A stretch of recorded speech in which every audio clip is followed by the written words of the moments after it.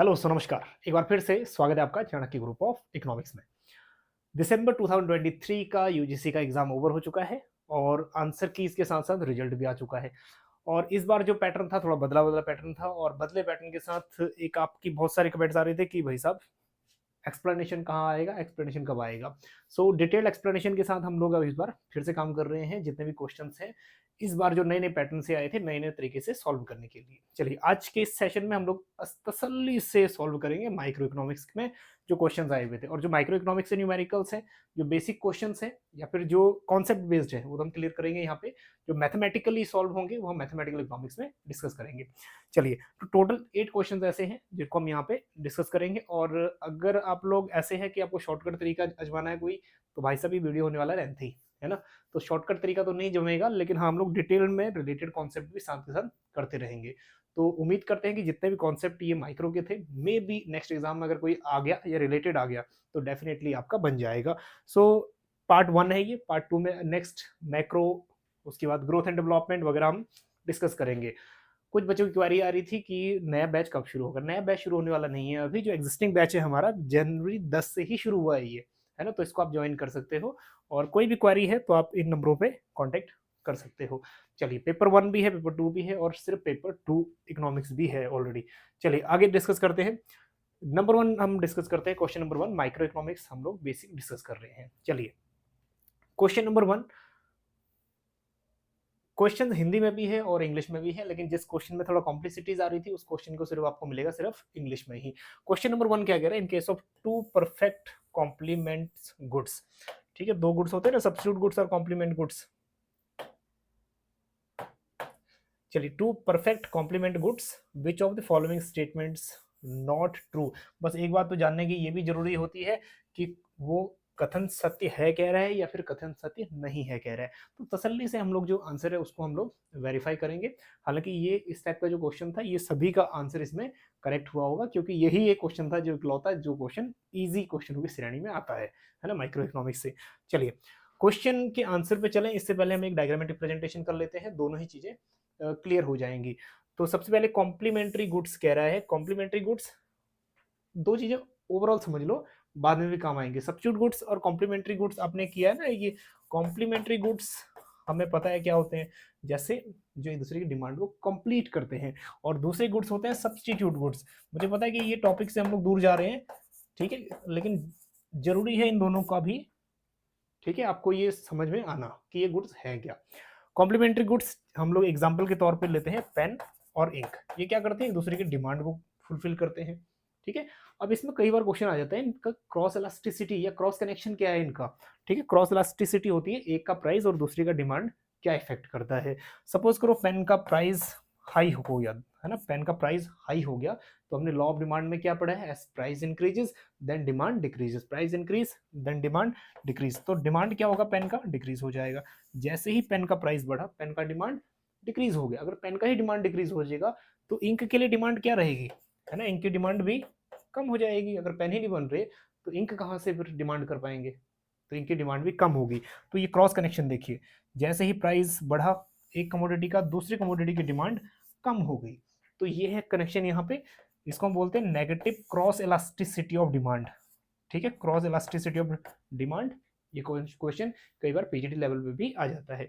अब दूसरी गुड्स है सब्स्टिट्यूट गुड्स। जैसे हमारे पास एक हम लोग एग्जांपल लेते हैं टी कॉफी का, वर्षों से यही एग्जांपल चल रहा है, हम भी एग्जांपल ले लेते हैं ना, टी एंड कॉफी। अब इसमें देखो, जैसे टी का प्राइस बढ़ेगा लोग टी को कंज्यूम नहीं करेंगे, है ना, डिमांड इसकी कम हो जाएगी।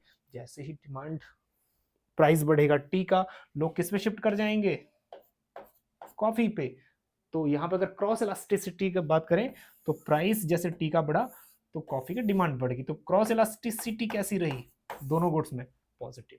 तो ये तो क्रॉस इलास्टिसिटी की बात रही। ये क्वेश्चन आ जाता है कई बार एग्जाम में, और यूजीसी नेट में भी आया है, बाकी एग्जामिनेशन में भी आया है। कॉम्प्लीमेंट्री गुड्स में क्रॉस इलास्टिसिटी नेगेटिव और सब्स्टिट्यूट गुड्स पॉजिटिव, ठीक है, ये माइंड में रखिएगा। अब आगे बढ़ते हैं। अब ये क्वेश्चन हमारा है टोटल इंडिफरेंस कर्व के कॉन्टेक्स्ट में, है ना। आगे देखते हैं। चलिए, क्वेश्चन नंबर 1 देखो, the substitution effect is zero. Substitution effect कितना है, जीरो है।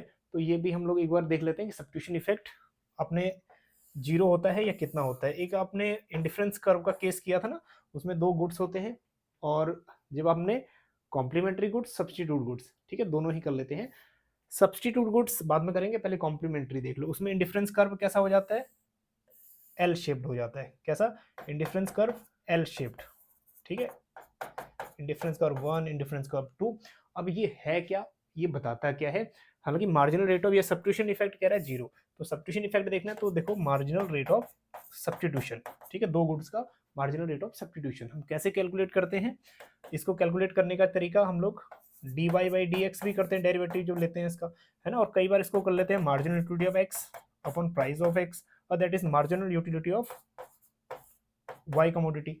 लेकिन मोस्ट ऑफ द टाइम हम लोग इजी मेथड से इसको सॉल्व कर लेते हैं। हमारा X Y is equal to change in Y by change in X, ठीक है, आगे देखते हैं करके। अब ये है हमारा वाई और ये है हमारा एक्स गुड्स, ठीक है। अब सपोज करो हम लोग एक्स गुड्स, दो क्वांटिटी वाई की और दो क्वांटिटी एक्स की इनटेक कर रहा है कंज्यूमर, ठीक है, इस पॉइंट पे। अब होगा ये कि जब हम इंक्रीज करेंगे एक्स का कंजप्शन, ठीक है, एक्स का कंजप्शन हो गया 3, ठीक, तो ये क्या कह रहा है, वाई का कंजप्शन कितना हुआ, वाई का कंजप्शन 0, और वाई में जो कंजप्शन इंक्रीज हो रहा है वो 0 है, चेंज 0 है ना, ये पहले भी 2 था अभी भी 2 है, लेकिन यहाँ पे 2 to 3 जा चुका है एक्स का, तो एक्स में हम लोग कह सकते हैं कि 1 का चेंज है ना, 1 का चेंज है, सो इट इज 0। तो सब्स्टिट्यूशन इफेक्ट क्या आएगा हमारा, इंडिफरेंस कर्व केसेस में इसको माप कर लो, या फिर आप दूसरे तरीके से भी माप कर लो, तो इसमें इंडिफरेंस कर्व एक सुटेबल एग्जांपल है, so that is substitution effect is 0, ठीक। नेक्स्ट है हमारा the indifference curve are straight lines. Indifference curve straight line होगा तो क्या होगा, अब इसमें ये देखो अगेन वही है, अगर इंडिफरेंस कर्व स्ट्रेट लाइन हो जाता है तो marginal rate of substitution x y commodity क्या बनेगा, है ना, तो ये भी वही है, change in Y by change in x, दो commodity, y commodity and x commodity, तो यहाँ पे चेंज देखो। सो सपोज करो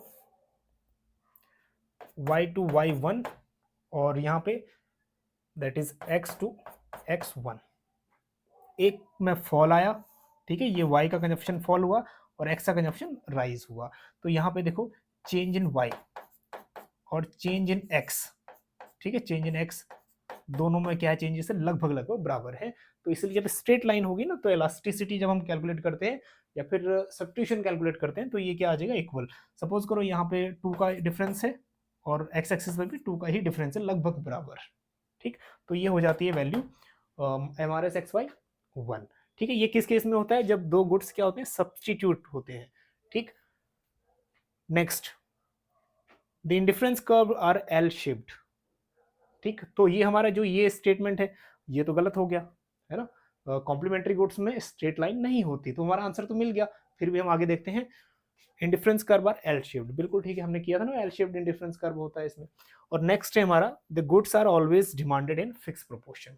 जो गुड्स हम लोग यूज करते हैं, एक को तो हम लोग लगभग कांस्टेंट रख देते हैं, है ना, दूसरे को ही यूज करते रहते हैं, तो एक फिक्स प्रोपोर्शन में इसमें कंजप्शन हम लोग करते रहते हैं, जैसे हमने पहले किया था ना, जब एल शेप्ड होता है, ठीक है, indifference curve L shaped, indifference curve 1, indifference curve 2, तो इस केसेस में, ठीक, ये हमारे पास एक ही गुड्स का कंजप्शन कर रहा है, दूसरे का क्या रख रहा है, कांस्टेंट, ठीक, अगर वो y का करेगा तो y का ही कंजप्शन कर रहा है, x का रखेगा कांस्टेंट, ठीक।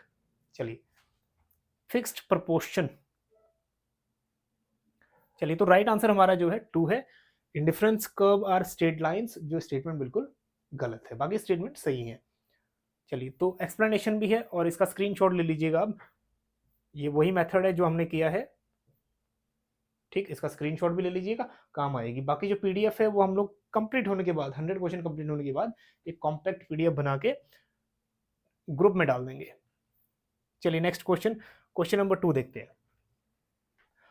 क्वेश्चन नंबर 2, ये वाला जो क्वेश्चन है बहुत बार वैसे भी आ चुका है ना, तो उम्मीद है कि अगर आपने स्टेबल और अनस्टेबल वाला वीडियो देखा था, यूट्यूब पे ही था, तो आपका आंसर इजिली आ गया होगा।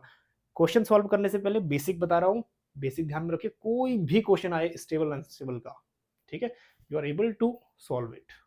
चलिए, तो अगर आप अच्छे से देखोगे तो डेफिनेटली सॉल्व कर लोगे नेक्स्ट कोई भी आंसर, कोई भी क्वेश्चन आए। इस क्वेश्चन से पहले बेसिक समझो, ठीक है। बेसिक हमने अभी तक क्या किया है, हमें क्या पढ़ाया गया है, vertical axis Y, horizontal axis X, ठीक है। इस साइड हम लोग प्राइस कर लेते हैं, इस साइड डिमांड एंड सप्लाई कर लेते हैं, है ना, यही सिखाया गया हमें। अब देखते हैं, ये है सप्लाई अपवर्ड और demand downward, and where two curve intersect we get equilibrium, है ना। क्या मिलेगा हमें, इक्विलिब्रियम, ये इक्विलिब्रियम लेवल ऑफ प्राइस और equilibrium level of quantity, that's all. अब यहीं से चीज सीखने वाली है, ठीक है। स्टेबल इक्विलिब्रियम कब होगा और अनस्टेबल कब होगा। ये वाला जो इक्विलिब्रियम है ये स्टेबल है। स्टेबल क्यों हुआ, पहले ये जानो। जब भी कोई डिस्टरबेंस होंगे इक्विलिब्रियम में, ठीक है, डिस्टरबेंस को करेक्ट करके अगर इक्विलिब्रियम रिस्टोर होगा, जो डिस्टरबेंस होंगी अगर उसको करेक्ट करके इक्विलिब्रियम होगा तो वो स्टेबल है। अगर डिस्टरबेंस को क्लियर करके आपका इक्विलिब्रियम नहीं आ रहा, इक्विलिब्रियम से दूर जा रहे हो, तो वो अनस्टेबल होगा। दोबारा समझिए, अगर रिस्टोर होगा इक्विलिब्रियम पे तो ये होगा स्टेबल इक्विलिब्रियम, अगर इक्विलिब्रियम से दूर जाओगे तो वो होगा अनस्टेबल इक्विलिब्रियम। चलिए, ठीक है, समझते हैं एक बार कैसे। सपोज करो कि प्राइस ये हमारा क्या है, अब डिसइक्विलिब्रियम हो गया, क्योंकि प्राइस हो गया इक्विलिब्रियम लेवल से P1, ठीक है, ये हो गया डिसइक्विलिब्रियम, क्योंकि यहाँ पे डिमांड और सप्लाई में डिसबैलेंस आ गया, है ना। सप्लाई हो गया ज्यादा और डिमांड हो गया कम, so it is excess supply, है ना। अब क्या होगा, यहाँ पे supply is more than demand, supply ज्यादा है डिमांड कम है। अब क्या करना है, इक्विलिब्रियम लाने के लिए, इक्विलिब्रियम लाने को इस डिमांड को इंक्रीज करना है और सप्लाई को डिक्रीज करना है ना। तो डिमांड को इंक्रीज करेंगे तो पहला वेरिएबल ये देखिए, जब भी डिमांड इंक्रीज करेंगे, हमें डिमांड इंक्रीज करना है तो प्राइस को कम करना पड़ेगा, है ना। प्राइस कम करेंगे तभी तो डिमांड बढ़ेगा। चलिए, तो प्राइस को कम करेंगे, अगर प्राइस को कम करेंगे तो डिमांड ठीक बढ़ेगा और सप्लाई कम होगा। सप्लाई कम क्यों होगा, क्योंकि कम प्राइस पे प्रोड्यूसर कम सेल करना चाहेगा, है ना, और ज्यादा प्राइजेस पे ज्यादा सेल करेगा, positive relation, law of supply. तो इसीलिए हमारा क्या है, प्राइस कम करने से हमें इजिली इक्विलिब्रियम मिल गया, है ना। Similarly opposite sense, when prices are too low, जब प्राइस कम है, अब इस सेंस में क्या है, हमारा डिमांड ज्यादा है और सप्लाई कम है। देखो, डिमांड है इतना और सप्लाई है कम, ठीक। अब हमें क्या करना है, डिमांड ज्यादा है तो इस डिमांड को कम करना है, डिमांड को कम करेंगे, डिमांड कम क्यों होगा, ठीक है, क्योंकि law of demand inverse relation, demand कम तब होगा जब हम प्राइस को बढ़ाएंगे, और जब हम प्राइस को बढ़ाएंगे तो इक्विलिब्रियम पे आ जा रहे हैं वापस। ये कौन सा है, स्टेबल। जब इक्विलिब्रियम पे आएंगे तो स्टेबल, इक्विलिब्रियम से दूर जाएंगे तो अनस्टेबल। अब दूसरा भी कर लेते हैं, चलिए, सिमिलरली, सो दैट इज, अब हम करते हैं दूसरा केस अनस्टेबल का, ठीक। अनस्टेबल इक्विलिब्रियम है क्या, अनस्टेबल इक्विलिब्रियम, सप्लाई साइड, अब बिल्कुल इंटरचेंज कर, बिल्कुल चेंज कर दो, सप्लाई कर्व डाउनवर्ड और डिमांड कर्व अपवर्ड कर दो, ठीक है। इक्विलिब्रियम जहां पे ये दोनों बराबर हुए, so it is equilibrium level of price and equilibrium level of demand. चलिए आगे देखें। Next, suppose there is disequilibrium in the economy, economy में डिस्टरबेंस हो गए, प्राइस हमारा ओपी से ओपी 1 हो गया, है ना, ओपी से ओपी 1 हो गया। तो यहाँ पे क्या ज्यादा है, यहाँ पे देखिए डिमांड, पहले केसेस में देखो यहाँ demand is more then supply, demand ज्यादा है और सप्लाई है कम। बहुत अच्छे से देखिएगा, मिस मत करिए कोई चीज, डिमांड ज्यादा है और सप्लाई है कम, ये सप्लाई कर्व यहाँ टच कर रहा है ना, सप्लाई कम है, डिमांड ज्यादा है। अब क्या होगा, अब क्या करना है, मेनली इस जो डिमांड है, डिमांड को कम करना है ना। क्या टारगेट होना चाहिए, डिमांड को कम करें ताकि इक्विलिब्रियम आए। अब डिमांड को कम करने के लिए प्राइस क्या करने पड़ेंगे, प्राइस बढ़ाने पड़ेंगे, प्राइस बढ़ेंगे तभी तो डिमांड कम होगा।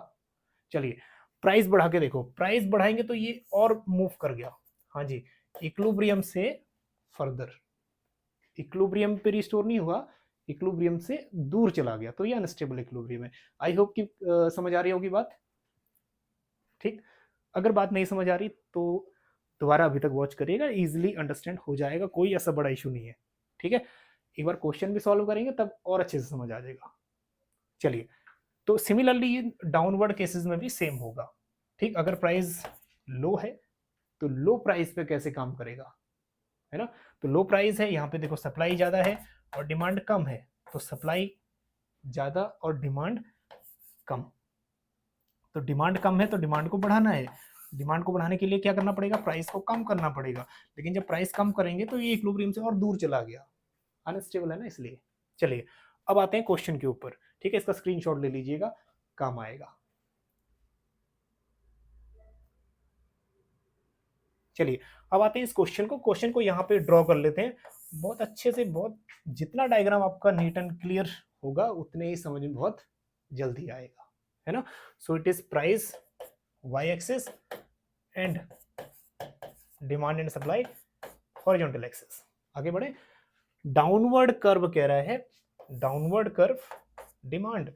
अब ये मल्टी इक्विलिब्रियम केस है, यहाँ पे एक इक्विलिब्रियम से ज्यादा इक्विलिब्रियम आए हैं, ठीक है, मल्टी इक्विलिब्रियम। कोई भी इक्विलिब्रियम हो, मल्टी हो या सिंगल हो, आंसर आपका बन जाएगा यही मेथड से, ठीक।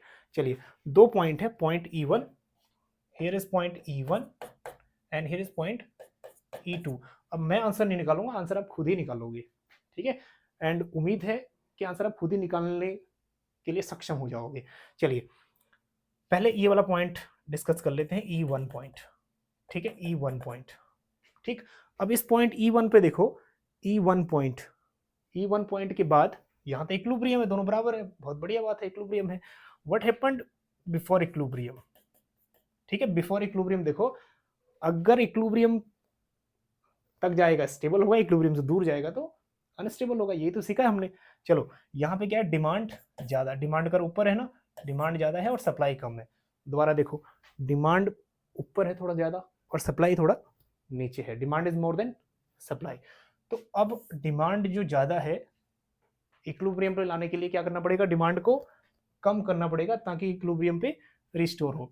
तो डिमांड को कम करने के लिए हमें प्राइजेस क्या करने पड़ेंगे, बढ़ाने पड़ेंगे। दोबारा देखो, डिमांड को कम करने के लिए हमें, क्योंकि डिमांड ज्यादा है ना, डिमांड को कम करना है, और एक ही चीज के मूवमेंट में ही आंसर आ जाएगा आपका, सप्लाई को भी छेड़ने की जरूरत नहीं है। तो प्राइस क्या बढ़ाना पड़ेगा, तो प्राइस बढ़ाएंगे तो ये फिर से, हाँ जी कहाँ आ गया, इक्विलिब्रियम है ना। और अगर इक्विलिब्रियम में आ गया तो ये स्टेबल है या अनस्टेबल है, बिल्कुल ठीक है, ये स्टेबल इक्विलिब्रियम है, ठीक। उम्मीद है कि यहां तक समझ आ रहा होगा। अब आगे बढ़ते हैं, दूसरा केस E2 देखो, E2 के बाद ये तो इक्विलिब्रियम है, मजे की बात है, इक्विलिब्रियम में तो दोनों चीजें बराबर है। नाउ व्हाट हैपेंड नेक्स्ट, इस पॉइंट पे देखो, जब P से P1 कोई पॉइंट मान लेते हैं, यहां पे चला गया तो ये डिसइक्विलिब्रियम है। इस पॉइंट पे देखो, इस पॉइंट पे भी आपका क्या है, क्योंकि मल्टी इक्विलिब्रियम है, इसमें भी डिमांड कर्व अबव है, डिमांड कर्व ज्यादा है और सप्लाई कर्व उसके नीचे है, ठीक, means demand is more then supply. तो इस केस में हमें क्या करना है, देखो डिमांड ज्यादा है, इस डिमांड को कम करना है ना। डिमांड को कम, तब जब भी डिमांड को कम करेंगे तो प्राइजेस को क्या करना पड़ेगा, प्राइजेस को इंक्रीज करना पड़ेगा, हाँ जी, डिमांड को कम करना, क्योंकि डिमांड ज्यादा है ना यहाँ पे, उसको कम करना है, तो प्राइजेस को हमें बढ़ाना पड़ेगा। तो जब प्राइजेस को बढ़ाएंगे तो प्राइजेस और ऊपर की तरफ निकल गए, है ना, OP2 निकल जाएगा, तो इक्विलिब्रियम की तरफ नहीं आया, इक्विलिब्रियम से दूर भाग गया प्राइस, बस आंसर आ गया। तो जो भी दूर भागेगा तो वो अनस्टेबल होगा, ठीक, और जो इक्विलिब्रियम की तरफ रिस्टोर होगा, ये रिस्टोर हुआ था इक्विलिब्रियम पे तो स्टेबल, और इक्विलिब्रियम से ये दूर भागा था तो ये अनस्टेबल, है ना। तो यहाँ क्या है देखो, E1 is stable and E2 is unstable equilibrium, ठीक है। तो ये थर्ड ऑप्शन करेक्ट है। उम्मीद है कि सारी बातें इसमें क्लियर हुई होंगी, स्क्रीनशॉट ले लीजिए इसका। चलिए नेक्स्ट,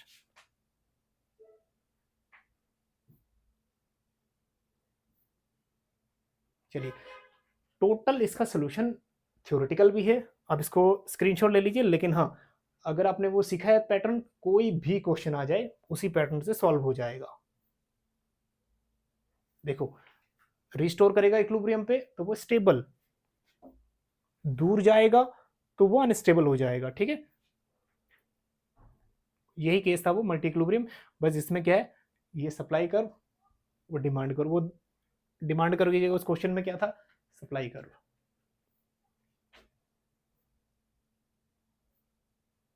चलिए आगे बढ़ते हैं क्वेश्चन नंबर 3 की तरफ। क्वेश्चन नंबर 3 में देखो क्या पूछा है, विच of the 5 elements about the short run cost curve. ये क्वेश्चन हिंदी में नहीं है, लेकिन हिंदी वाले जो बच्चे हैं बस वही है, लागत कर्व है, शॉर्ट रन लागत कर्व, ठीक है, उसके बारे में बात हो रही है। Next, marginal cost curve cuts both short and average cost and average variable cost curve to their lowest point. ठीक है, एक सबसे पहले ये डायग्रामेटिक अगर आपने किया होगा तो सारी चीजें क्लियर हो गई होंगी।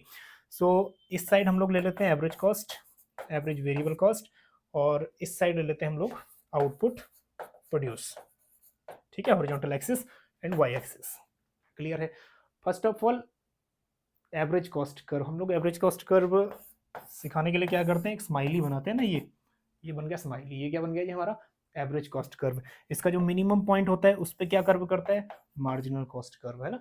तो ये भी वही है, एक स्माइली ड्रॉ करना है, कुछ नहीं करना ज्यादा, smiley that is average cost curve, बन गया स्माइली, है ना। अब इसके जो भी एवरेज कॉस्ट रहेगा उसके जस्ट पैरेलल और जस्ट नीचे बनता है हमारा एवरेज वेरिएबल कॉस्ट। ठीक है, एवरेज वेरिएबल कॉस्ट भी उसी के नीचे बनता है, एवरेज वेरिएबल कॉस्ट। ठीक, इसको रफ कर देते हैं ताकि थोड़ा सा,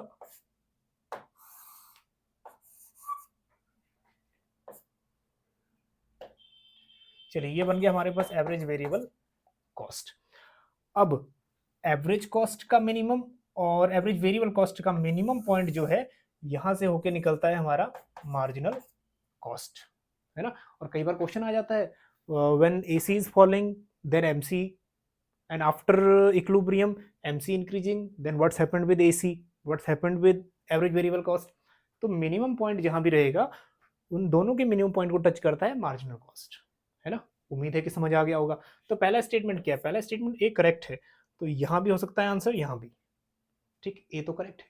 next, the marginal cost curve cuts AC from the below but nothing can be said about ABC. कह रहा है एवरेज कॉस्ट को तो नीचे से ही कट करता है, लेकिन एवरेज वेरिएबल कॉस्ट के बारे में कुछ कह नहीं सकते। कह क्यों नहीं सकते, है ना। अगर हमें पता ही है कि वो मिनिमम लेवल पे कटेगा तो हम लोग क्यों क्यों क्यों नहीं कह सकते, है ना। तो ये हट जाएगा। Next, the distance between total cost curve and total variable cost curve is reduced as quantity increase. अब एक डायग्राम इसी में हम लोग इसको भी सीख लीजिए, एक साथ साथ एक डायग्राम और बना लेते हैं।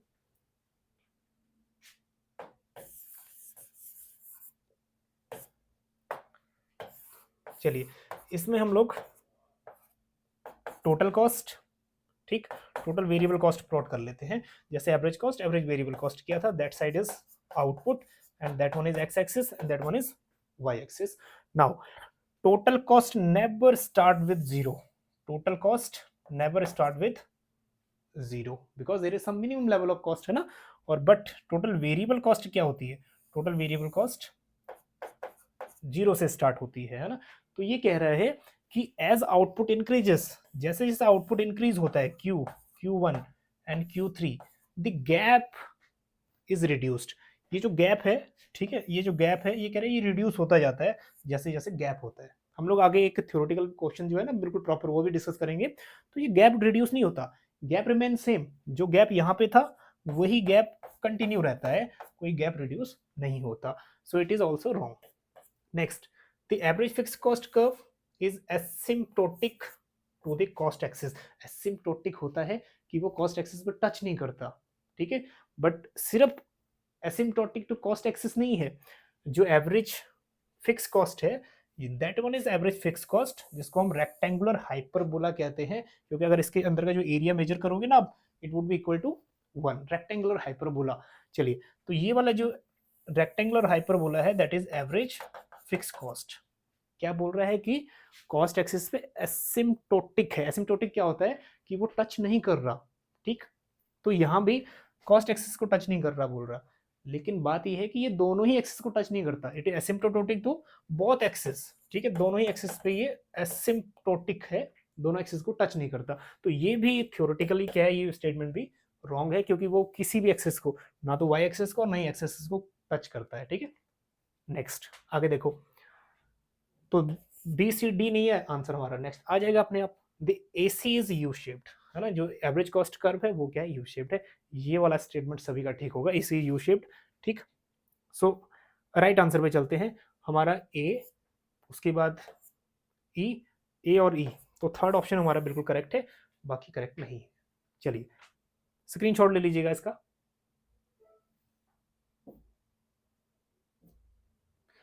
सो वही बात की थी, average variable cost minimum point, average cost minimum point, marginal cost, ठीक। Next total variable cost, total cost, इन दोनों में पैरेलल चलते हैं, है ना, डिफरेंस रिड्यूस नहीं होता एज आउटपुट इंक्रीजेस। चलिए, और एसिम्प्टोटिक का मतलब यही है कि ये कोई भी एक एक्सिस पे टच नहीं करता, ठीक है, सिर्फ कॉस्ट एक्सिस पे एसिम्प्टोटिक नहीं है, वो दोनों ही एक्सिस पे सेम है, ठीक। AFC curve asymptotic to both axis, this means that it touches neither horizontal axis और नॉर वर्टिकल एक्सिस।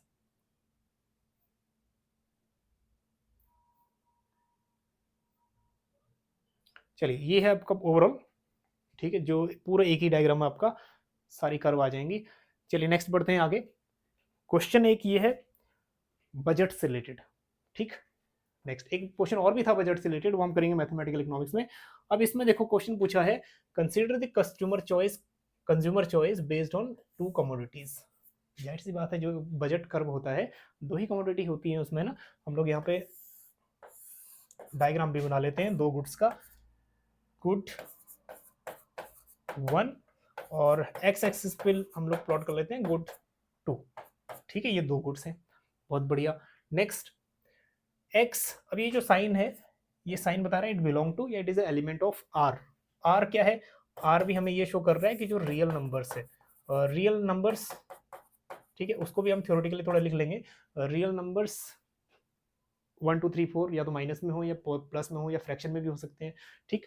अब इसके अंदर भी रियल नंबर कौन से, नॉन नेगेटिव, मतलब प्लस, प्लस वाली वैल्यू जैसे 1 2 3 4 है, ये प्लस में है, ठीक है। रियल नंबर कौन से, प्लस वाले। 2 हमें ये शो कर रहा है कि देयर आर 2 कमोडिटीज, है ना, 3 होंगे तो 3 कमोडिटीज।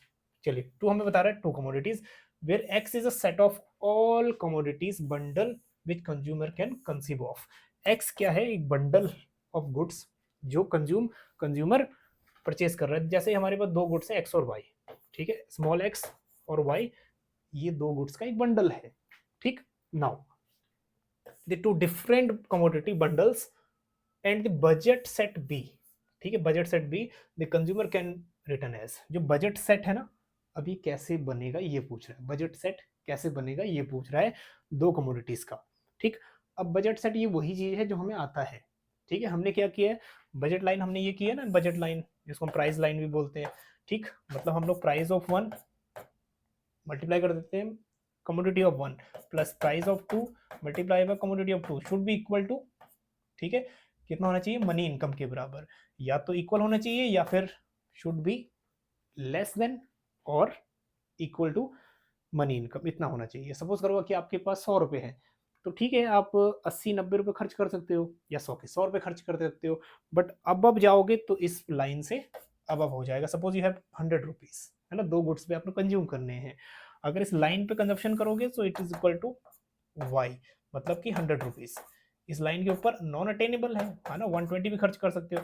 इस लाइन के अंदर अगर यहाँ कहीं हो तो 80 रुपीज या उससे कम, और इस लाइन पे हो तो हमें ये शो करेगा कि 100 रुपीज ही आप खर्च कर रहे हो, बिकॉज आपका इनकम भी कितना है, 100, ठीक। अब आइए ऑप्शंस के ऊपर। अब यहाँ ये चीज समझनी जरूरी है, दो बंडल देखो, budget set B is equal to X और वाई, ठीक। नाउ ये कह रहा है प्राइस ऑफ 1 कमोडिटी, ठीक है, plus price of second commodity should be less than M, M है हमारा मनी इनकम, ठीक है, ये है कह रहा है। Now x1 is more then, अब जो कमोडिटीज की वैल्यू है कह रहा है वो क्या है, कह रहा है 1 2 3 4, मतलब यहाँ हमने दिया है ना ये पॉजिटिव, जो रियल नंबर है वो पॉजिटिव रियल नंबर है, ये बता रहा है। फिर अब इसमें से कौन सा ट्रू हो सकता है, बस ये चीज तो दिया है ना, बस यही चीज समझना है आपको, बस अगर ये चीज दिया है तो आंसर आपका इजीली बन जाएगा। तो ये चीज हमें दिया है, ये स्टेटमेंट यही है, ठीक, जो हमारी स्टेटमेंट ये है, ये वाली। तो इसमें क्या हो रहा है, जितना भी हम लोग कंज्यूम कर रहे हैं इस बजट सेट के अंदर है, या तो इक्वल है मनी इनकम के, या फिर वो इस बजट सेट के अंदर है। इसको हम बोलते हैं, पूरा एरिया को बोलते हैं बजट सेट, ठीक। मतलब ये अटेनेबल एरिया है, हम उसको अटेन कर सकते हैं। अब आते हैं आंसर की तरफ, ठीक। कह रहा budget set is an open open bounded and convex. अब देखो ओपन बजट सेट होता है जब हम लोग बियॉन्ड लेवल चले जाते हैं अपनी मनी इनकम के, लेकिन ये क्या है, क्लोज सेट है, हम अपने लेवल पे ही है, हम विद इन मनी इनकम है, बियॉन्ड नहीं है, ठीक है। ये ओपन नहीं है, क्लोज है, मतलब इस बाउंड्री लाइन के अंदर ही हमने कंजप्शन किया है। सो इट इज ओपन तो नहीं है, ये क्लोज है, तो ये हट गया। Next, the budget set is not bounded set. Bounded होता है कि जो आप अपने मनी इनकम से बाउंड या फिर बाउंड्री के अंदर है, जिसको मनी इनकम से परचेस कर सकते हो, तो नॉट बाउंड कह रहा है, तो ये भी करेक्ट नहीं है, ठीक। Next, budget set is closed, close तो है, एंड नॉन कॉन्वेक्स, ठीक। अब एक मैथमेटिकल इंप्लीकेशन दिखाऊंगा, ठीक है, जो कॉन्वेक्सिटीज को हमें रिप्रेजेंट करेगा। अगर हम लोग कोई भी चीज अपनी मनी इनकम के अंदर खरीद लेते हैं तो बन जाता है कॉन्वेक्सिटीज, ठीक। मतलब इसी को अगर हम थोड़ा, बजट सेट कई बार आपने देखा होगा हल्का सा ऐसे होता है कॉन्वेक्स शेप में, ठीक है, मतलब हम अपनी इनकम इसी को परचेज करके खरीद ले रहे हैं। और कभी और बजट अगर ऐसा बने, ठीक है, हल्का सा ऐसे, तो ये कॉन्केव कॉन्केव हो जाता है। कॉन्केविटी तब होती है जब हमारा खर्चा ज्यादा हो जाता है मनी इनकम से, ठीक। जब हम खर्चा हमारा ज्यादा हो जाता है तब, तो वो ओपन में चला जाएगा, ठीक। तो नॉन कन्वेक्स कह रहा है, तो ये भी गलत है। तो बचा क्या हमारे पास, budget set is closed, closed है, जितनी भी ट्रांजेक्शन है या फिर जितनी मनी इनकम है, हम अपनी इनकम में हम लोग बाउंड है, अपनी बाउंड्री लाइन के अंदर हमने वो परचेज कर लिया है। नेक्स्ट, कॉन्केव सेट और दैट इज कॉन्वेक्स, और जो ये हम लोग बजट सेट प्रिपेयर कर रहे हैं, इट इज कंसिडर एज कॉन्वेक्सिटीज, क्योंकि हम इसको अपनी मनी इनकम के या तो इक्विवेलेंट या फिर उससे नीचे परचेज कर ले रहे हैं। या तो हम 100 रुपये खर्च कर रहे हैं, या हम 100 रुपये में से 90, 80 या 70 रुपीज हम खर्च कर सकते हैं। सो ये स्टेटमेंट है। अब इसी स्टेटमेंट से आपका आंसर निकल जाएगा, ठीक। चलिए इसका स्क्रीनशॉट ले लीजिए, थोड़ा सा डिटेल और कर लेते हैं। चलिए रियल नंबर्स, जिसको थोड़ा सा प्रॉब्लम है, एक बार रियल नंबर्स का स्क्रीनशॉट ले लीजिए, पता लग जाएगा कि रियल नंबर, इसका जो साइन होता है ना, वो ऐसा आर टाइप का, ऐसे डबल आर ऐसा कुछ लिखा होता है रियल नंबर्स, ठीक। तो फोर्थ ऑप्शन बिल्कुल करेक्ट है। चलिए, तो बजट जो कंस्ट्रेंट है आपका, या तो बाउंडेड होगा, ठीक है, ये जो हमने बताया था बाउंडेड। नेक्स्ट, क्लोज्ड होगा, मतलब इसी के अंदर आपने जितना मनी इनकम था वो स्पेंड किया है। कॉन्वेक्स का भी मतलब यही है कि अपने बजट सेट के अंदर, ठीक। Next, non empty. Non empty का मतलब है कि आपने कुछ ना कुछ एलिमेंट अपने, जैसे ये था ना बजट सेट में R+2, ठीक है, 2 एलिमेंट थे, ठीक। तो यहाँ पे नॉन नेगेटिव, नॉन एम्प्टी कहने का मतलब है कि वो एम्प्टी सेट नहीं है, कुछ ना कुछ एलिमेंट आपको खरीदने ही पड़ेंगे, ठीक। चलिए, तो इसका स्क्रीनशॉट ले लीजिए, चारों आपकी प्रॉपर्टी हो जाएगी, अगर नेक्स्ट एग्जाम में भी आता है तब भी। चलिए, कॉन्वेक्सिटीज का मतलब यही है, ठीक। अगर लेस देन मनी इनकम है तो कॉन्वेक्सिटीज, मोर देन ये एम इधर आ जाएगा, ठीक। अगर इक्वल है तो लीनियर, ठीक। वो थोड़ा सा साइन में चेंज हुआ है, ये आएगा इधर, ठीक। मोर देन इक्वल टू, यहाँ पे इक्वल टू।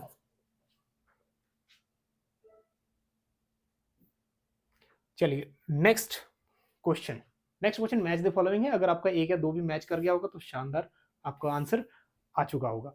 चलिए, तो नंबर 1 है शेफर्ड्स लेमा। लेमा क्या होता है वैसे? लेमा एक ना, एक स्टेटमेंट, जैसे मान लो आपकी कोई अवधारणा है या फिर आपने कोई कॉन्सेप्ट दिया, आपने कोई थ्योरी दी, अब यही थ्योरी आप यूज कर रहे हो इसको प्रूव करने के लिए अदर चीजों को, मतलब अदर थ्योरी को प्रूव करने के लिए आप उसको यूज कर रहे हो, ठीक। सो शेफर्ड्स लेमा, तो जब जो इंपॉर्टेंट चीजें हैं, या फिर अगर आपका एक या दो भी करता है मैच तो बन जाएगा, ठीक है। शेफर्ड लेमा जुड़ा हुआ है एनवेलप थ्योरम से। इन थ्योरीज को हम लोग एक एक करके डिस्कस करेंगे नेक्स्ट स्लाइड में। नेक्स्ट, एडवर्ड सिलेक्शन, ये तो जाना पहचाना था, है ना, पहले भी आता है। So it is hidden types of agent, principal agent problem. Adverse selection क्या होता है? It is again it is a cause of market failure, ठीक है। एडवर्ड सिलेक्शन जब आपको क्या होती है, किसी एक दूसरी पार्टी को ज्यादा नॉलेज होती है, और एसिमेट्रिक इन्फॉर्मेशन बोलते हैं ना इसको, ठीक। सेलर को ज्यादा नॉलेज है अपने प्रोडक्ट की बायर से, ठीक। तो सेलर क्या है, उसको अपने तरीके से बता सकता है, तो यहाँ पे एक्सप्लॉइटेशन होगा किसका? बायर का। तो यहाँ पे next, hotelling lemma. Hotelling lemma जुड़ा हुआ है प्रॉफिट फंक्शन से, प्रॉफिट मैक्सिमाइजेशन से, और एक है रॉयज आइडेंटिटी मैथमेटिकल इक्वेशन। ये सारी मैथमेटिकल लेमा जो है ना वर्ड, प्रूवन स्टेटमेंट प्रूव करने के लिए मैथमेटिकली इम्प्लीकेशंस है। चलिए ये है इनडायरेक्ट यूटिलिटी फंक्शंस। ठीक, मेन बात ये है कि ये नेक्स्ट टाइम में हमें क्या है देखने को मिल सकते हैं डायरेक्ट फॉर्म में भी। ठीक, चलिए तो सेकंड ऑप्शन जो है यहाँ पर करेक्ट है, जो हमने मैच किया था। एक बार इसको भी अपने तरीके से आप ठीक यहाँ पे कर लीजिएगा। देखो shepherd lemma, this is immediate implication of the envelope theorem. तो एनवेलप थ्योरम एक्चुअली है क्या? The theorem concern how the optimum value of a particular function changes. ठीक है, ऑप्टिमम वैल्यू किसी की चेंज हो रही है, क्यों? क्योंकि एक्सोजिनसली अदर फैक्टर्स में चेंजेस होने के कारण, when parameter of the function changes, कुछ पैरामीटर चेंज हुए तो उसके कारण ऑप्टिमम वैल्यू जो है वो चेंज होगी। ठीक, वो कह रहा है। नेक्स्ट, अब इस टाइप की थ्योरी जो कॉन्सेप्ट है अभी तक एग्जाम में तो नहीं पूछे, लेकिन ये जो इम्प्लीकेशंस है, ठीक है, मैथमेटिकल इम्प्लीकेशन है एडवर्स सिलेक्शन को छोड़ के। एडवर्स सिलेक्शन को हमने पहले ही पढ़ा हुआ है ये।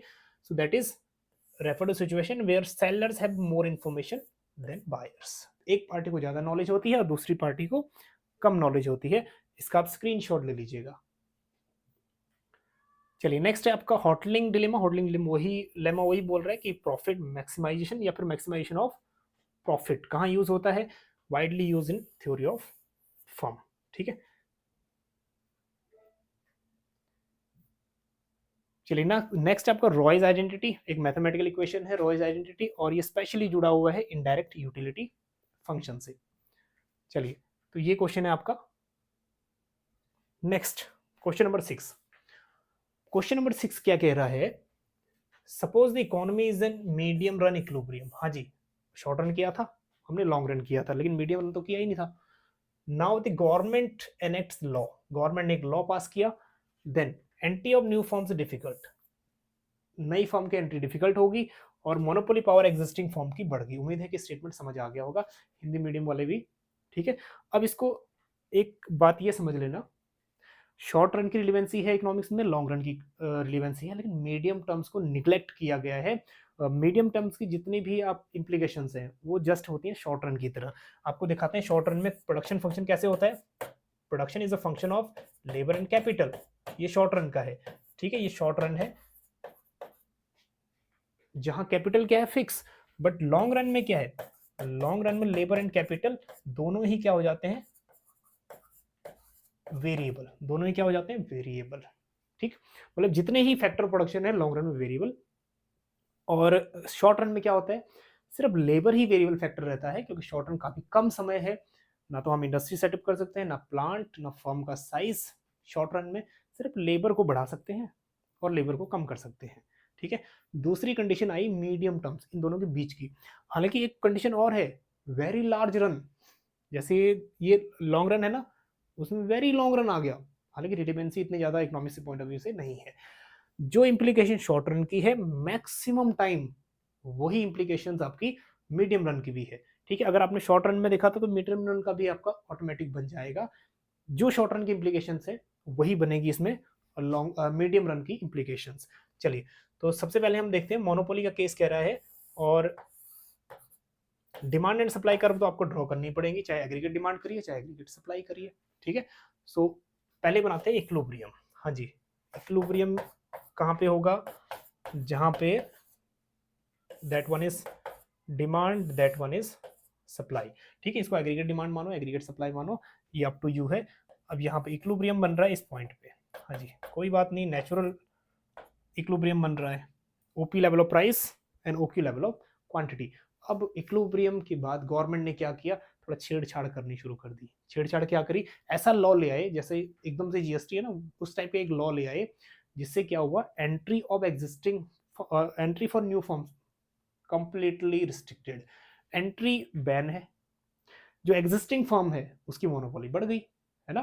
तो अगर एंट्री बैन है तो जाहिर सी बात है, अगर नई फर्म्स एंटर नहीं करेंगी तो एग्जिस्टिंग फर्म्स उतना लेवल का एक्सपेंड नहीं कर पाएंगी। तो सबसे पहले इसमें इफेक्ट पड़ेगा आपका एग्रीगेट सप्लाई के ऊपर, है ना। तो सप्लाई क्या होगा? अब एग्रीगेट सप्लाई क्या होगा? Fall down. तो जब भी सप्लाई फॉल डाउन होगा, सप्लाई कर्व कहाँ शिफ्ट करेगा? दैट इज बैकवर्ड, है ना, बैकवर्ड शिफ्ट करेगा।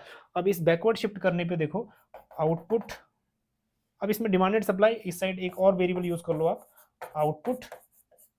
ठीक, अब देखो, अब इसमें क्या होगा, जैसे ही हमारा लेवल ऑफ आउटपुट डिक्रीज हो गया और प्राइस का लेवल, देखो प्राइस का लेवल यहाँ पे बढ़ गया। प्राइस सप्लाई के कम होने से जाहिर सी बात है जो आउटपुट है या सप्लाई है वो तो कम हो गया, सप्लाई हो गया कम, लेकिन प्राइस हो गया ज़्यादा। ठीक, कम सप्लाई होगी तो ऑब्वियस सी बात है जो प्राइसेस है वो बढ़ने शुरू हो जाएंगे। वैसे भी मोनोपोली फर्म क्या करती है, large price small, that is large level of price या स्मॉल लेवल ऑफ क्वांटिटी, ये तो करती है ना, या ज़्यादा प्राइस चार्ज करती है, प्रोडक्शन कम करती है ना। चलिए, तो वही केस है, ये भी प्राइस बढ़ेंगे और क्वांटिटी ऑफ आउटपुट कम होगा। तो शॉर्ट रन में भी सेम रहेगा और मीडियम रन में भी ये इंप्लीकेशन सेम अप्लाई होंगी। So output will be lower in medium run. Output देखो लोअर हो गया, ठीक, मीडियम रन में, और output level will be lower in short run. दोनों ही शॉर्ट रन और मीडियम रन दोनों पैरेलल, या फिर आप कह लो इंप्लीकेशन लगभग सेम है। ठीक, next, price level will be higher in medium run and price level will be higher in long run. तो दोनों ही केसेस में प्राइस लेवल क्या है, हाई है। अब आपको ज्यादा लंबे चौड़े उसमें फंसने की जरूरत नहीं है, सिंपल इंप्लीकेशन यहाँ पे मीडियम, वैसे मीडियम रन की ना कोई रिलीवेंसी नहीं है, ये पहली बार पूछा है ऐसा क्वेश्चन यूजीसी ने कि मीडियम रन। ठीक, तो या तो लॉन्ग रन या फिर शॉर्ट रन, है ना, ये मीडियम का क्या कॉन्सेप्ट है, तो इसकी इंप्लीकेशन वैसी ही जैसे हमारी शॉर्ट रन की है। चलिए, तो हमारा ये बात ABCD ये वाला ऑप्शन बिल्कुल करेक्ट है।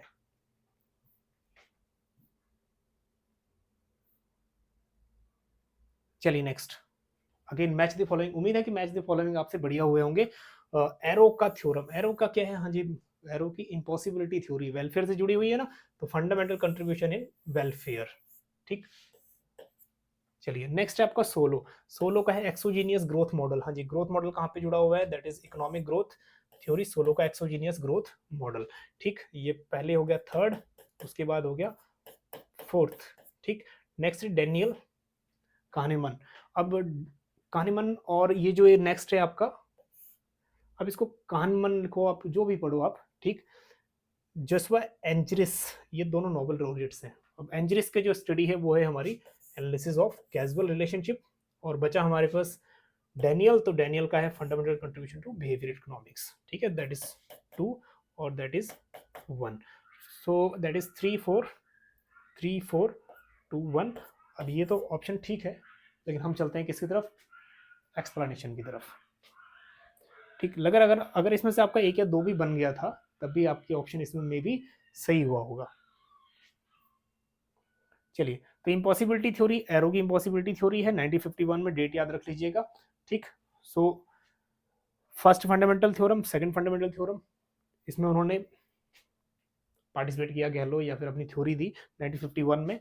ठीक, नेक्स्ट है आपका सोलो का मॉडल। एक्सोजीनियस वेरिएबल क्या होता है उसमें, टेक्नोलॉजी। ठीक, एक्सोजीनियस और कॉन्स्टेंट रिटर्न टू स्केल है, price and wages are flexible है, ये बेसिक जनरल अजम्पशंस। ठीक, इसमें ये मेन चीज है, टेक्नोलॉजी जो है एक्सोजीनियस गिवन होती है सोलो के मॉडल में, बहुत बार आ चुका है ये क्वेश्चन भी। चलिए, डैनियल कहनेमन नोबेल लॉरियट्स थे और साइकोलॉजिकल इनसाइट इनटू इकोनॉमिक्स। ठीक, अब हाउ ह्यूमन मेक डिसीजंस या बिहेवियरल इकोनॉमिक्स के ऊपर इनकी स्टडी थी। नेक्स्ट हमारे पास है जोशुआ एंजरिस, इनकी स्टोरी, ये भी नोबेल लॉरियट्स है 2021 में। ठीक है, there methodological contribution and analysis of casual relationship के बारे में। चलिए, नेक्स्ट क्वेश्चन है, अब ये वाला क्वेश्चन भी मैच द फॉलोइंग में भी आपसे बन जाता होगा। आगे बढ़ते हैं। ठीक, चलिए, क्वेश्चन को अच्छे से समझेंगे, जो हिंदी मीडियम वाले हैं वो भी समझ आएंगे, क्योंकि मेन कंसर्न रहता है हिंदी मीडियम वाले भी जुड़े हुए हैं ना कुछ। चलिए, in the market for labours demand and supply, the equilibrium wages W star and the government fixes minimum wages at W dash, which of the following statement true. हाँ जी, ये जिस बच्चे ने ये डायग्राम बनाया था उसका मैक्सिमम चांस है कि ये बिल्कुल सही हुआ होगा। ठीक है, तो सबसे पहले यहाँ पे वेजेस, जो हम लोग रियल वेजेस है, ठीक है, वो आगे वर्टिकल एक्सिस पे, और इस साइड हम लोग चाहे डिमांड एंड सप्लाई लगाओ लेबर की, ठीक है, चाहे आउटपुट लगाओ, और हॉरिजॉन्टल एक्सिस पे ये बना के देख लो डिमांड एंड सप्लाई। ठीक, अब इक्विलिब्रियम वेज कहाँ पे बन रहा है, ये जहाँ पे डिमांड फॉर लेबर और सप्लाई ऑफ लेबर एक दूसरे के बराबर है, इस पॉइंट पे ई। और ये पॉइंट क्या है, वेजेस कितने हैं यहाँ पे, इक्विलिब्रियम वेजेस डब्ल्यू स्टार, ठीक है। उम्मीद है यहाँ तक समझ आ गया होगा। और क्वांटिटी हो रहा है या फिर ओ क्यू लेवल जो है इक्विलिब्रियम लेवल, ठीक है। Demand of labour and supply of labour एक दूसरे के बराबर है, या फिर डिमांड और सप्लाई एक दूसरे के बराबर है। अब आगे चलते हैं। अब आगे समझने वाली चीज ये है, जब भी गवर्नमेंट फिक्स करता है वेजेस को, जब भी गवर्नमेंट वेज फिक्स करता है तो कभी भी वो इक्विलिब्रियम लेवल से नीचे वेज फिक्स नहीं करता, ठीक है। अब सपोज करो कि वेज रेट है यहाँ पे 350, ठीक। अब गवर्नमेंट ने जब नया वेज रेट सेट करेगी तो 350 300 नहीं करेगा वो ना, वो कितना करेगा 400, हमेशा इक्विलिब्रियम रेट से ऊपर करेगा। सपोज करो वेजेस को हम प्राइस से कंसीडर कर देते हैं, wages is equal to price, ठीक। अब एमएसपी सुना है, minimum support price. Minimum support price हमेशा क्या होता है, प्राइस फ्लोर हमेशा इक्विलिब्रियम प्राइस से ऊपर सेट होता है। सपोज करो कि अभी एमएसपी की जो वीट पे एमएसपी है वो है 2300 पर क्विंटल, ठीक। 23 मतलब मार्केट रेट चल रहा है 23 वीट का, 23 रुपीज के जी या 2300 रुपीज क्विंटल। अब गवर्नमेंट को एमएसपी तय करना है इस साल के लिए, तो गवर्नमेंट 2300 रुपये पे नहीं करेगी तय, क्यों, क्योंकि 2300 ऑलरेडी मार्केट में मिल रहा है, ठीक। तो गवर्नमेंट तय करेगी 2400 पे, अब 2300 से ऊपर करेगी, मतलब मार्केट प्राइस जो इक्विलिब्रियम है उससे ऊपर। तो यहाँ पे गवर्नमेंट सेट करेगी डब्ल्यू डैश, वेज यहाँ सेट करेगी, है ना। अब आती है असली स्टोरी आपकी। Number one, there is a tendency of increase casualisation of workers. हाँ जी, एक वर्ड है casualisation of worker, Indian economy का ये पार्ट है।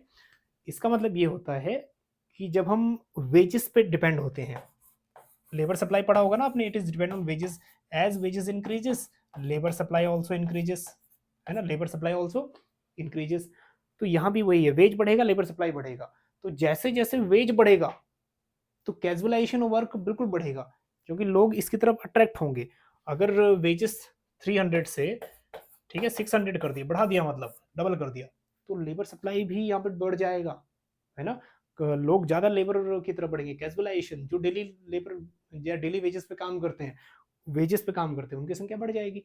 तो ये बिल्कुल सही कह रहा है, tendency increase casualisation of workers if W dash is more than W. अगर डब्ल्यू डैश ज्यादा है तो लोग ज्यादा कैजुअलाइजेशन वर्क होगा, अगर डब्ल्यू डैश कम होता तो क्या होता, तो लोग क्यों आते। इसका मतलब ये था कि पहले 300 रुपये काम का मिल रहा था, अब सिर्फ 150 रुपये मिल रहा है, ठीक है, 150 रुपया देगा तो इस पर काम नहीं करेगा 150 रुपये, है ना। तो इसीलिए ये स्टेटमेंट बिल्कुल यहाँ तक करेक्ट है, if W dash is more than W star where the workers would not receive lots of benefits. लेकिन वर्कर्स कह रहा है वेयर द वर्कर्स ज्यादा बेनिफिट उनको नहीं मिलेगा, ठीक है। अब थोड़ा एक क्वेश्चन देखिए, जितने भी सोशल सिक्योरिटीज मिलती हैं वो किस में मिलती हैं, कैजुअल वर्कफोर्स में या फिर रेगुलर वर्किंग में, ठीक। बेनिफिट जितने भी मिलते हैं वो रेगुलर वर्कर्स को मिलते हैं। रेगुलर वर्कर, मेडिकल फैसिलिटीज, आपकी रिटायरमेंट फैसिलिटीज, जितने भी हमारे इंश्योरेंस है उसकी फैसिलिटीज, जो रेगुलर वर्कर्स है ना उनको मिलते हैं, कैजुअल वर्कर को नहीं मिलते। कैजुअलाइजेशन वर्क भीड़ तो आ जाएगी, ठीक है, काम करने, लेकिन उनको वो बेनिफिट्स, ठीक है, बेनिफिट्स, लॉट ऑफ बेनिफिट्स या नॉट लॉट ऑफ बेनिफिट्स नहीं मिल पाएंगे, ठीक है। तो ऑप्शन ए ही हमारे पास अप्रोप्रिएट है, बाकी भी देख लेते हैं। The market will now tend toward new equilibrium at W dash, ठीक है, नया इक्विलिब्रियम कह रहे हैं डब्ल्यू डैश में बनेगा, डब्ल्यू डैश पे कोई इक्विलिब्रियम ही नहीं बन रहा, यहाँ पे डिमांड ज्यादा है सप्लाई कम है, ठीक है। Next, if W dash is less than W there will tendency of increase casualization. हाँ जी, अगर ये कह रहा है डब्ल्यू डैश यहाँ होता, अगर डब्ल्यू डैश यहाँ होता तो कैजुअलाइजेशन बढ़ता ना जी ना, कैजुअलाइजेशन कैसे बढ़ता, वर्कर आता ही नहीं कोई, अगर 300 की जगह तुम 150 दे रहे हो तो क्यों वर्कर आएगा ना, तो कैजुअलाइजेशन नहीं बढ़ेगा। तो ये ऑप्शन करेक्ट है। It will be impossible to administer such legislation unless W is equal to, ये कह रहा है कि जब तक ये इस लेवल पे नहीं आ जाता तब तक इसको मॉनिटर करना बहुत मुश्किल होगा, या फिर लेजिस्लेशन जो गवर्नमेंट है ना उसको एडमिनिस्टर करना बहुत मुश्किल होगा। नहीं, जब भी गवर्नमेंट प्राइस को सेट करती है उसको एडमिनिस्टर करने में इतना कोई प्रॉब्लम नहीं होता। तो जो अप्रोप्रिएट आंसर है हमारे पास ये भी नहीं है, वन जो फर्स्ट है हमारे पास अप्रोप्रिएट आंसर है, ठीक। स्क्रीनशॉट ले लीजिएगा इसका भी, ठीक। और वही एक टर्म्स देख लीजिएगा, एम्प्लॉयमेंट, रेगुलर सैलरीड एम्प्लॉयड से अगर आप डेली वेज की तरफ जा रहे हो तो वो कैजुअलाइजेशन का प्रोसेस है, उसमें कोई एम्प्लॉय को ना तो सपोर्ट मिलता है कोई, और ना ही कोई अदर, ठीक है, अदर फैसिलिटीज वगैरह कुछ मिलती हैं। तो फर्स्ट ऑप्शन करेक्ट है। ठीक, इसका स्क्रीनशॉट ले लीजिएगा। चलिए, उम्मीद है कि ये पॉइंट समझ आए होंगे। कम से कम 40 मिनट हमें हो गए हैं, 40 मिनट ओवर। ये सिर्फ 8 क्वेश्चन समझने में। क्वेश्चन क्या है थोड़ा थोड़ा करके हम डिस्कस करते हैं, लेकिन थोड़ा करेंगे उसको डिटेल में, ताकि क्या है नेक्स्ट में ना प्रॉब्लम ना आए। चलिए, 8 क्वेश्चन माइक्रो के किए। नेक्स्ट अब हम मूव करेंगे मैक्रो इकोनॉमिक्स में। ठीक, फिर हम करेंगे, पहले हम लोग बल्क में क्वेश्चन करते थे 20-25, लेकिन नहीं, इस बार क्या है ना, क्वेश्चन को एक एक उनका प्री, मतलब जो उनका एक प्री फेस है या फिर जो उनका पिछला है वो भी देखना बहुत जरूरी हो रहा है क्वेश्चंस का। चलिए, अगर आप, जाहिर सी बात है अभी तक बने हुए हो तो मान के चलो कि आप डेडिकेशन है आप में, और तभी आप इस लास्ट तक बने हुए हो, है ना। चलिए, मिलते हैं आपको नेक्स्ट सेशन में, और नेक्स्ट सेशन हमारा यही रहेगा, पार्ट 2 मैक्रो इकोनॉमिक्स। चलिए, तब तक के लिए बने रहिएगा चाणक्य ग्रुप ऑफ इकोनॉमिक्स के साथ। बहुत बहुत धन्यवाद। Thank you so much.